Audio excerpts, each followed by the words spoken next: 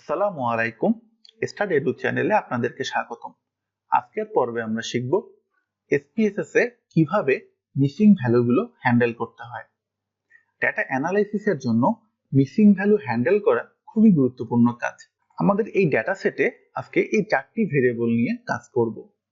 এই চারটি ভেরিয়েবলের মধ্যে কিছু ডাটা মিসিং রয়েছে। শুরুতেই আমরা ফ্রিকোয়েন্সি অ্যানালাইসিসের মাধ্যমে দেখব যে ভেরিয়েবলে কয়টি মিসিং ভ্যালু রয়েছে বা কোনো মিসিং ভ্যালু রয়েছে কিনা। আমরা এই জন্য যা করব, অ্যানালাইজে গিয়ে ডেসক্রিপটিভ স্ট্যাটিস্টিক্স, এখান থেকে ফ্রিকোয়েন্সিস। ধরুন আমরা যে ভেরিয়েবল গুলোকে করব, জেন্ডার, এজ, ডিভিশন, এডুকেশন এবং ধরুন প্লেস, ভেরিয়েবলস বক্সে পাঠিয়ে দিলাম। যদি ওকে দেই, দেখুন আমাদের জেন্ডার ভেরিয়েবলের মধ্যে মিসিং ভ্যালু রয়েছে একটি, এজ ভেরিয়েবলের মধ্যে মিসিং ভ্যালু দুইটি, ডিভিশনের মধ্যে একটি, এডুকেশনাল কোয়ালিফিকেশনে চারটি এবং প্লেস অফ রেসিডেন্সে কোনো মিসিং ভ্যালু নেই। আমরা দেখলাম যে জেন্ডার ভেরিয়েবলে একটা ভ্যালু মিসিং রয়েছে। আমরা শর্ট অ্যাসেন্ডিং এর মাধ্যমে দেখি কত নাম্বার রেসপন্ডেন্টের ডাটা মিসিং রয়েছে। দেখতে পাচ্ছি 17 নাম্বার রেসপন্ডেন্টের জেন্ডারটি মিসিং হয়েছে। হয়তোবা আমরা এখানে এন্ট্রি করতেও ভুল করতে পারি, তাই আমরা কোয়েশ্চেনিয়ার দেখে দেখব 17 নাম্বার রেসপন্ডেন্টের জেন্ডার কি। ধরুন আমরা কোয়েশ্চেনিয়ারে দেখলাম যে হ্যাঁ, উনি একজন ফিমেল, তাই আমরা 2 দিয়ে ফিমেল করে দিলাম। পরবর্তীতে এজ ভেরিয়েবল। এজ ভেরিয়েবল একটি কন্টিনিউয়াস ভেরিয়েবল। কন্টিনিউয়াস ভেরিয়েবলের মিসিং ভ্যালুকে মিন ভ্যালু দ্বারা ট্রান্সফর্ম করা যায়। এটি একটি স্ট্যাটিস্টিক্যাল নিয়ম। এজন্য যা করতে হবে, মেনু বারে ট্রান্সফর্মে গিয়ে দেখুন রিপ্লেস মিসিং ভ্যালুস। আমরা যেহেতু এস ভেরিয়েবল নিয়ে কাজ করব, এস ভেরিয়েবলকে নিউ ভেরিয়েবলস বক্সে পাঠিয়ে দিলাম। দেখুন অটোমেটিক ওরা একটি নাম সাজেস্ট করেছে S1, ওটাই রাখলাম।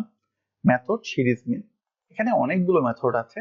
আমরা যেহেতু মিন ভ্যালু দ্বারা এই ভেরিয়েবলের ডাটাগুলোকে রিপ্লেস করব, তাই সিরিজ মিন রেখে ওকে করে দিলাম। দেখুন আমাদের কাজ কিন্তু হয়ে গেছে। এই দেখুন আমরা যদি S1 ভেরিয়েবলের দিকে তাকাই, এই ভেরিয়েবলটি এবং এই ভেরিয়েবলটি মিসিং ছিল। দেখুন এই দুইটি ভেরিয়েবল 24.7 অর্থাৎ এস ভেরিয়েবলের মিন ভ্যালু দ্বারা রিপ্লেস হয়ে গেল।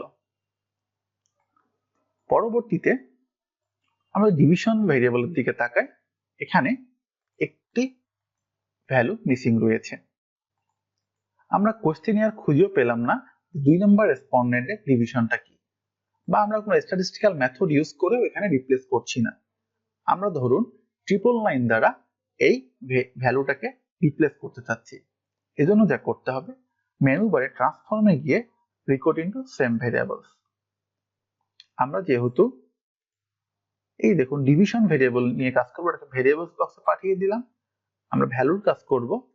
দেখুন এখানে সিস্টেম মিসিং, যেহেতু আমরা মিসিং ভ্যালুকে রিপ্লেস করতে চাচ্ছি, তাই আমরা সিস্টেম মিসিং এ ক্লিক করব। সেই সিস্টেম মিসিং এ ভ্যালু হবে 999, দিয়ে অ্যাড করে দিয়ে কন্টিনিউ দিলাম। ওকে, দেখুন ওই মিসিং ভ্যালুটি 999 দ্বারা রিপ্লেস হয়ে গেল। পরবর্তীতে আমরা একটু এডুকেশন ভেরিয়েবলের দিকে তাকাই।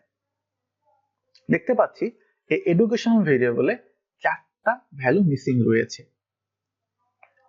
আমরা কোনো পদ্ধতি ব্যবহার না করে যদি চাই যে আমরা আমাদের অ্যানালিসিসে এই 4টা রেসপন্ডেন্টকে রাখবো না, সেটাকে আমরা করতে পারি সিলেক্ট কেসেস এর মাধ্যমে।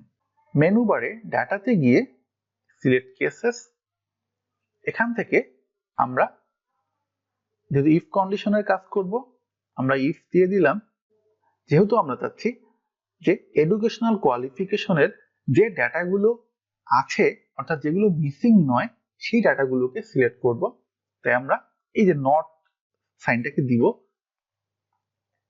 এখান থেকে আমরা সিলেক্ট করব মিসিং ভ্যালুস,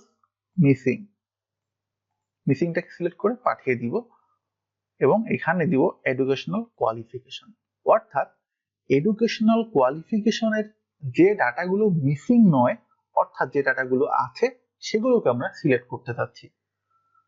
এটাকে সিলেক্ট করে আমরা যদি কন্টিনিউ দিয়ে ওকে দিয়ে দেই, দেখুন আমাদের সিলেক্ট কেসেসের কাজ হয়ে গেছে। আপনারা এখানে দেখতে পাচ্ছেন, এই দেখুন 3, এডুকেশনের যে ভ্যালুটি মিসিং সেটা আমাদের অ্যানালাইসিসে থাকবে না। দেখুন ক্রস দেখাচ্ছে, এই যে 3টি, নিচে আরেকটি আছে, এই যে এটা মিসিং, এটা মিসিং, মিসিং, মিসিং। দেখুন আমরা যদি এডুকেশনাল ফ্রিকোয়েন্সিটা করে দেখি, ধরুন আমরা ফ্রিকোয়েন্সি করে দেখলাম, আমরা সবগুলোকে পাঠিয়ে দিয়ে শুধু এডুকেশনকে দেখতে চাচ্ছি। দেখুন এডুকেশনে আমাদের রেসপন্ডেন্ট 16 জন, এই বাকি 4 জন আমাদের অ্যানালাইসিসে অংশগ্রহণ করেনি। এভাবেই আমরা যখন যেটাতে কাজ হবে সেই পদ্ধতি ব্যবহার করে মিসিং ভ্যালু হ্যান্ডেলের মাধ্যমে এটা অ্যানালাইসিস করতে পারি। ধন্যবাদ সবাইকে।